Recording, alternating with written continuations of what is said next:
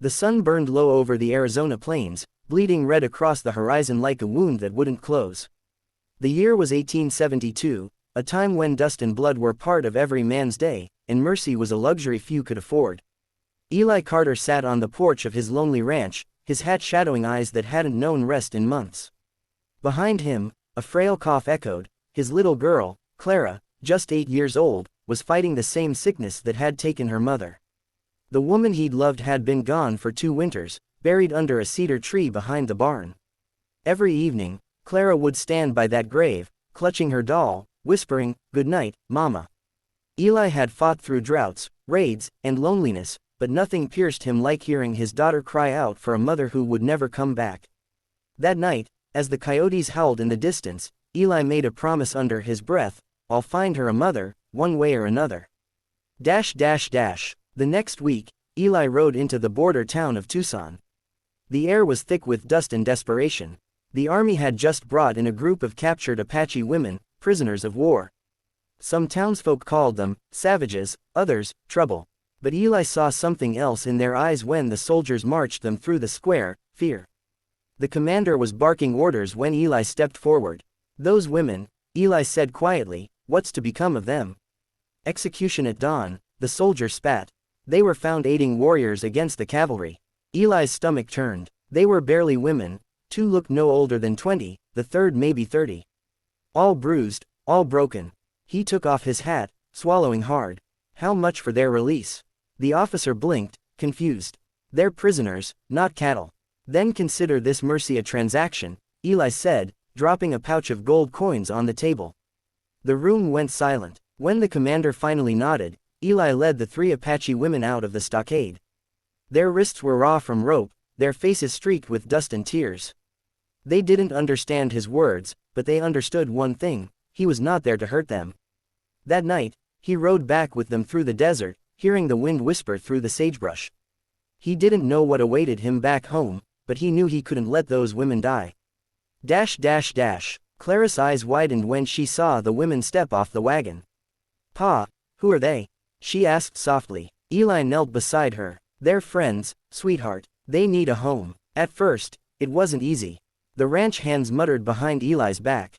Townsfolk whispered when he came to town, "That rancher's gone crazy, living with savages." Some even threatened to burn his barn down for harboring enemies. But Eli stood tall, shoulders square as a mountain.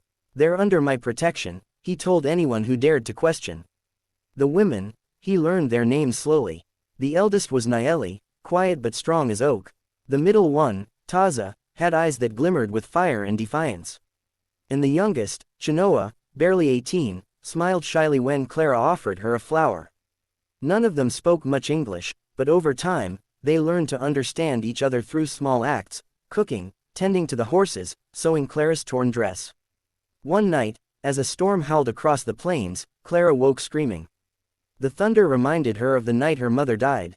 Eli rushed to her room, but Nayeli was already there, rocking the little girl gently, humming an old Apache lullaby that filled the house with peace. Eli stood at the doorway, his heart twisting. He realized something then: sometimes, family wasn't born. Sometimes, it was found. But peace never lasted long in those days.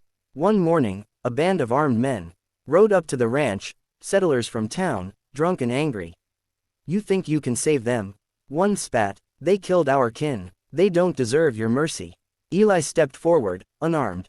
"They deserve a chance to live," he said firmly. "And if you mean to harm them, you'll have to come through me." A gun cocked. The standoff hung heavy like thunder before the storm. And then, Clara's voice broke the silence. She ran out, clutching a small handmade doll. "Please don't hurt them," she cried. "They're my family." The men froze. For a moment, the hatred faltered. They saw the child's trembling hands, her tear-streaked face. And one by one, they lowered their weapons. The mob rode off, muttering. But Eli knew, that moment changed something. Word spread fast across the valley: Carter's ranch ain't a place for hate anymore. The seasons passed. Under Nayeli's care, Clara grew stronger. Taza became Eli's right hand in the fields, and Chenoa learned to read by the firelight, tracing words with a trembling finger. Slowly, the wounds of war began to heal in the quiet rhythm of ranch life. One autumn evening, Eli found himself standing beside Nayeli at the grave of his wife. The sky burned gold, and Clara chased butterflies nearby. She'd be proud, he whispered. This place, it feels alive again. Nayeli looked at him, her dark eyes full of meaning. You saved us, she said slowly in broken English. Eli shook his head. No, he said, you saved me. Years later, Clara would grow up to run that same ranch. Locals called it the sanctuary, a place where no one was turned away because of who they were. Travelers, orphans, even wounded soldiers found shelter there. And above the barn door, carved in wood, were the words her father once said. Mercy is the only mark that makes a man human.